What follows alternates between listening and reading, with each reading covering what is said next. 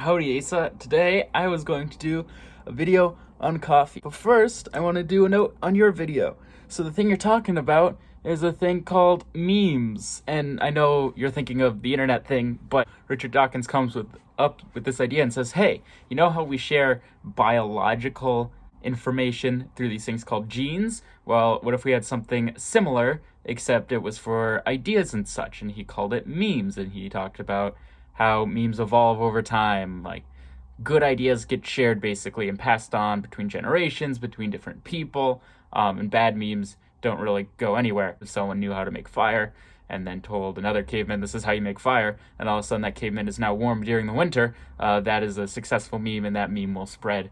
That's what separates humans from animals, is that we have the ability to spread these ideas to other people, to tweak these ideas, to mutate them, to make new ones and better ones, pass it around.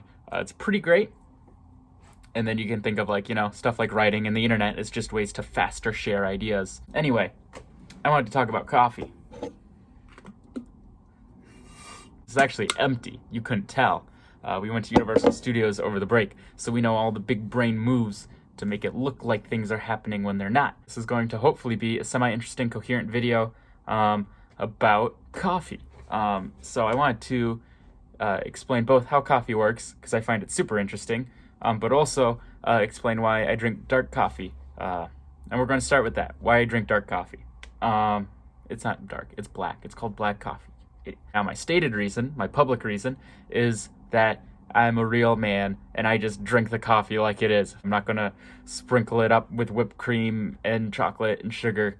But the real reason is I'm lazy and it's hard to make sugary coffee taste good. Black coffee requires 2 ingredients, coffee grounds and hot water. And that's the way I like it. It's simple. I don't need to keep milk. I don't need a little jar of sugar somewhere. It's hot water, beans, simple. And the other reason is it's really hard to figure out with the right mix. I'm sure if I worked on it, I could definitely perfect something where it's like, oh, I know a dash of milk and 1 spoonful of brown cinnamon sugar is what I want.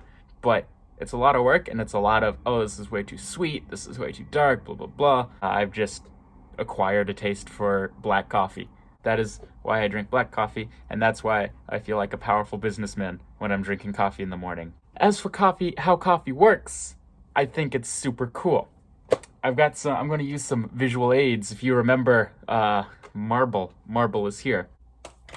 All right, so your body, your cells run on a thing called ATP, which is an adenosine molecule, and then 3 phosphate molecules, which is why it's called ATP, which stands for adenosine triphosphate, and it goes throughout your cell, and it's a slightly unstable molecule, so it'll say bind with I don't know. Long story short, anything that needs energy, it'll bind to, and it'll actually break apart chemically. One of the phosphates drops off, I think, if I remember AP Bio correctly.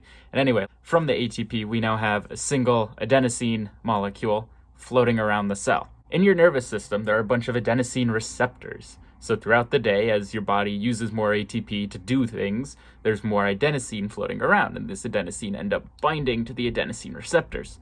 The more of these receptors have adenosine bound to them, it starts sending signals to your nervous system to start slowing down and getting sleepy, thinking, I've done a lot of things, I should be tired, so that way I don't do too many things and die.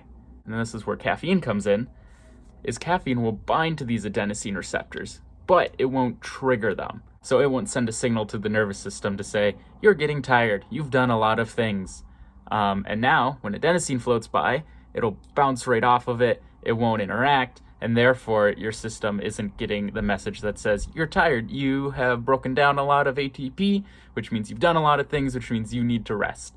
And that is basically how coffee works, by binding to them, guarding your nervous system from picking up the fact that you have a ton of adenosine floating around. It feels too simple of a mechanism, and it's quite fun to think, that's what I'm doing every morning. That is how caffeine works, and it's pretty interesting. And Asa, I'll see you on Friday.